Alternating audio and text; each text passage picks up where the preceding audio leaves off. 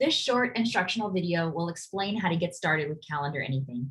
I'll show you how to install CalendarAnything via our AppExchange page. Then, once installed into your sandbox or production org, how to assign licenses and the default permission set.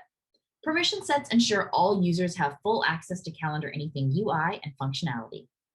First, you'll navigate to the Salesforce AppExchange and search for CalendarAnything. You'll notice we have two different listings. One is for our CalendarAnything Classic UI, which is only to be used if you're still on the Salesforce Classic platform, and all other users who are using the Salesforce Lightning platform will want to be using our CalendarAnything Lightning Web Component. This is a listing for the CalendarAnything Lightning Web Component, and to install it, you'll just click Get It Now.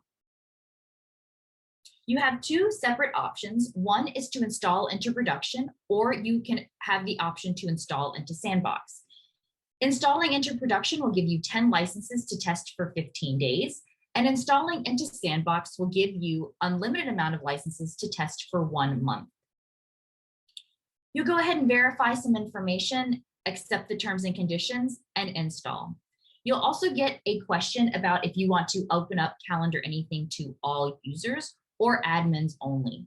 We suggest opening it up to all users so you can test various profiles rather than strictly testing on the admin profile.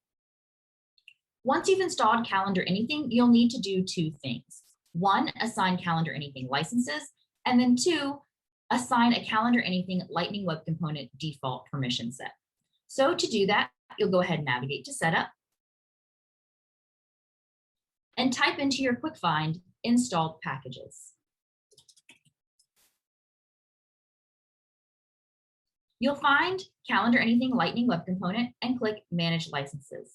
From here, you can add or remove users, and this is how you're assigning licenses. The next thing you'll do is define the default permission set. So you'll go back and type in permission sets, find the CalendarAnything Lightning Web Component default permission set, and then click Manage Assignments. From here, you can manage the users that have the default permission set on their user.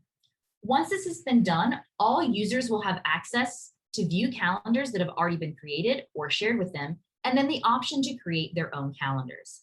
If you have any further questions, don't hesitate to log a case at calendaranything.com.